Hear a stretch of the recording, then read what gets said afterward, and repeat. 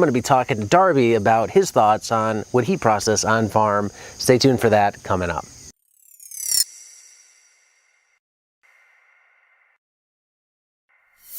So we're here at Ben Grimes, Dawnbreaker Farms, Hurdle Mills, North Carolina, on-farm processing. What are your thoughts when you think about on-farm processing? My thoughts are I tried it and I learned a lot from it and I was happy for the experience.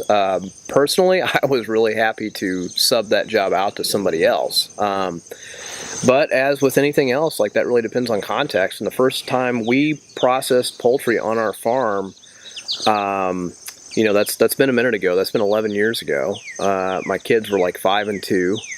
They were a handful. Farming was completely new to us, and we kind of got the farming thing down, but the processing was just the proverbial straw that stressed us out. And like I said, we did it that first time, but we quickly decided, like, if we're gonna push on with this, then we're gonna sub it out. And we want to find somebody we can work with, have a long-term relationship with.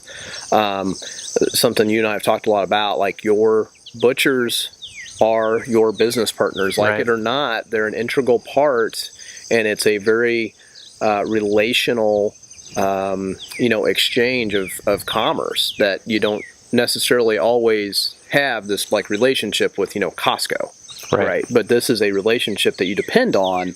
Like, you're totally dependent on your butchers to keep your business alive. So I think having that relationship is really important. Let's say you're not totally comfortable with your local processors, or your closest processor is very far away. How uncomfortable do you have to be, and how far do you have to drive before you and your contacts would take on farm processing like Ben does here? Yeah, so I currently drive like an hour and a half, and I've kind of, through experience, figured out like I can raise more chickens and do fewer batches, so I minimize that driving. But, how far would I be willing to drive? I'd probably be willing to drive another hour each way if I had to, or maybe an hour and a half. I think once I get to a point of I'm driving 3 hours each way, that starts logistically to get to a point of, well, maybe this is something I have to investigate. At least pencil it out and see what it looks like. Given your context, your scale, your family situation, your age, everything that goes into it, the economics, if you came to that point where it was, I don't trust my local processors, or they're too far for how much you want to drive, and your choice is to start an on-farm processing facility, would you do that, or would you find a way to make the farm work minus poultry? I think at this point I would find a way to make it work minus poultry. But that's kind of our long-term end game, is for cattle to eventually replace poultry. That just takes a really long time, but like we're making a lot of strides to that end. So at this point, physically, I don't know that I'd want to take that on and try and get it all sorted out. I know that if I were to make that decision, I'd travel and stay with somebody like Ben and work for him to learn the ins and outs of it and really study it, so that I could just go into it with as much of a head start and advantage as possible. But I don't know that that's something I'd want to take on at this point. I think I probably would be more apt to add a different species to replace chicken if I felt like I needed to from a business standpoint. Sure. What's your biggest, I don't want to say fear, but worry, concern about, like, if you were going to start on-farm processing? Labor. Finding good, dependable labor. Yeah. I mean, that'd be mine too. I mean, the infrastructure is easy. You buy it, you build it, you set it up. That's easy. Yeah, I mean, and I obviously, if I'm going to do that, I'm committed. I'm going to be there. It's finding that good, dependable help. And I think, Ben's got the right idea. It's like you pay him above and beyond, right? So that it's really worth their while to not only show up, but to continue to show up and to be a part of that team. I think Ben's going to have a few extra people tomorrow, but including him, I think there's going to be around 10 people there processing. So, I mean, you think there's a major challenge there. I mean, if there's 8 people, you're one of them. That's 7 other bodies you got to find. You know, if you're not the Brady Bunch with a huge family, Yeah. you know, you're bringing people in, and it's, you know, we're processing tomorrow on a Tuesday, so middle of the week. You know, you got to have somebody who has the right job context to make that work. Right. This isn't weekend processing. This isn't at night processing. So that's a struggle I see. I mean, when you think about your scale too, do you think you've grown your poultry business beyond on-farm processing, like 600 birds in a day? Yeah, we wouldn't try to do that many in a day. I'd have a processing week, most likely. Kind of like, you know, what he's doing is there's when he does his own birds, it's like they process them all on Tuesday, and then anything that's going to get cut up into retail cut packages gets done on Wednesday. You know, I would do something similar. So maybe we process, you know, all of our whole chickens that are going to remain whole on Monday. I process more chickens on Tuesday, and then on Wednesday I part those out. There'd be some kind of a process there where it was, you know, but it's like, hey, this is what we're doing this week, and it happens 3 or 4 times a year. You think, what advantages would on-farm processing give you? Not having to drive. I mean, it sounds like it's easy, but like it's, you know, for me on a batch of chickens, like that's 8 or 10 hours of time. You know, not having to go anywhere. You could economically get away with a lot fewer chicken crates. I've got 54 crates. Yeah. And they're about $60 a piece. So if you're just going to say, well, we're going to do 200 a day, but we've got this batch of 600, so we're just going to butcher them this week. Like, you don't have to buy as many crates. You can load the birds first thing in the morning. There's a lot less stress. You're not loading them the night before. No worries about transportation losses, which usually I don't have a lot. Yeah. But it's always a worry. It's always a concern. That it removes that. The quality control that you have when you're doing it yourself, like knowing, you know, I'm doing this, it'll be done to my standards.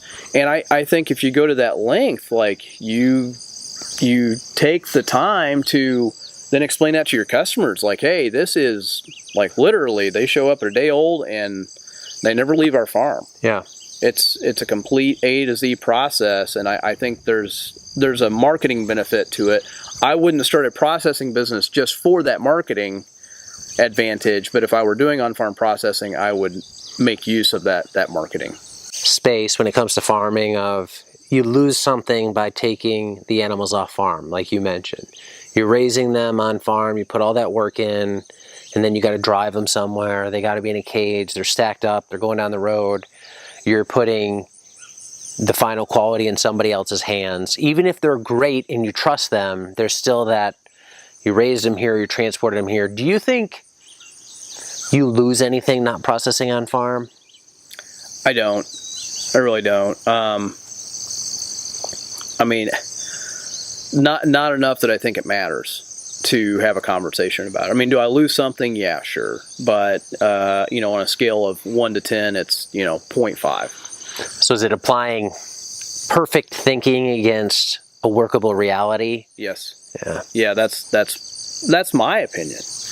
But that's very much to each his own. I think that's a very personal, contextual goal.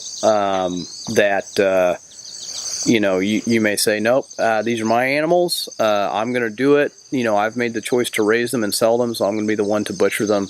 And I think that's admirable.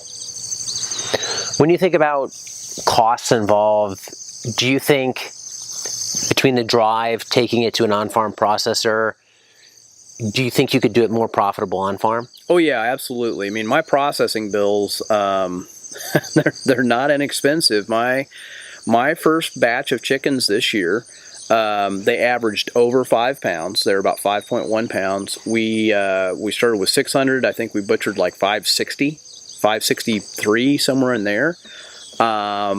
We kept roughly half of them whole and parted half of them out. My processing bill was pushing $3,000. I mean, it was like $2,700-$2,800. That's a lot of money to pay yourself to buy equipment. I mean, at that size, like, it doesn't take very long to repay maybe a $15,000 loan to build a building and buy some equipment, you can do that pretty quick. And then, yeah, I think if you're going to go to that length, I think it behooves you to say, we'll also be willing to do some processing for other people to then leverage that labor, leverage the training and the investment you put into people. Like if you can pay them well, and hey, it's not a bad job. That's a good job for people out in a rural setting, particularly that they don't have to drive really far to go work. Maybe they're farming part-time, or maybe they're trying to get their farm going, and this is a way for them to go work a couple of days a week. Yep. So many weeks out of the year, it's steady income for them. Yeah. Well, as Ben was describing, labor's the key. Has his people on farm, like 8 to 10 times a month they're processing. Yeah. So it makes that labor stickier. It makes them want to hang around versus if it's once every 2 months or 3 months where you're processing. That's a lot harder because it does provide them a form of steady cash flow. They're now motivated to want to do a good job and participate. Yeah, and he's got 8 or 9 different stations in here, and the cross training. Having Joe know how to do 5 or 6 different things, like that keeps him from getting bored. Like he's not the guy that's always on the kill floor, the guy that's always doing the vacuum sealing. Like just having that flexibility. And then if you have a new guy show up because somebody else can't make it, it's like, okay, well, you're on the chill tank. Like that's the easy job, but Joe can slide over here and Sally can slide over there, and but it stops the boredom. Is this something I'm personally gonna do? No, but like I think I've talked to enough people to know that like this is a business that's in demand. There are a real lack of poultry processors. It is hard work. I've done it. It's definitely not for everybody, but it's definitely a very profitable business. And I think even more so is if you had the means or the ability to make it mobile. If you had like a mobile processing setup, I would pay for somebody to come to my farm, so then I gain all those advantages that we talked about. Right. Where I don't have to drive, I can load the chickens up, the morning of, take them down there in stages or whatever, maybe do it over a couple of days. It's just the state regulations that seem like that's the big hurdle. That's the big question mark. Right. If we were operating in a totally free, do what you want, I don't think you'd have this processing situation that you have. But I also get the state perspective of, this stuff needs to be clean, it needs to be safe. You've processed on farm 11 years ago. You've raised pastured poultry for 11 years. What would you say to somebody who's just starting raising pastured poultry and they want to start processing their own at the same time? Like it's another whole bolt-on unit to fund, set up, do in addition to just getting used to raising pastured poultry. Yeah, like I think it's doable if you're just starting out with both. Right. So you might maybe be raising like 100 birds. And then I would say, plan on processing 3 or 4 days and thinking I'm going to get 25 to 30 birds per day done. I think that's okay, but you're doing it at a homestead scale with homestead equipment. But you got to be really, really careful, not to go, too deep, too fast. I mean, if you think I'm going to go out and raise 300 birds and I'm going to process them all myself, and you've never done either one, like that is a disaster waiting to happen. Right. So I think that I always tell people to start a little bit smaller with pastured poultry, but like just starting out your first batch, no issues raising 100 birds on pasture. But if you're like bent on I'm going to raise poultry for the first time and I'm going to butcher, which is what I did, I think 50 birds is your limit. Or maybe you do 100, but like you've got it in your head, I'm going to have to butcher on 2 or 3 different days just to allow myself enough time. And like Ben's talked about, there are efficiencies that will come with practice. You will get a lot faster. Mm-hmm. You will get to a point where you can buy that next piece of equipment that'll take, 8 hours of labor and turn it into 2 hours of labor. Yeah, it's one of those things that I see of, you may think you want to do it, and then I have a feeling we'll see it tomorrow when they're processing the 250.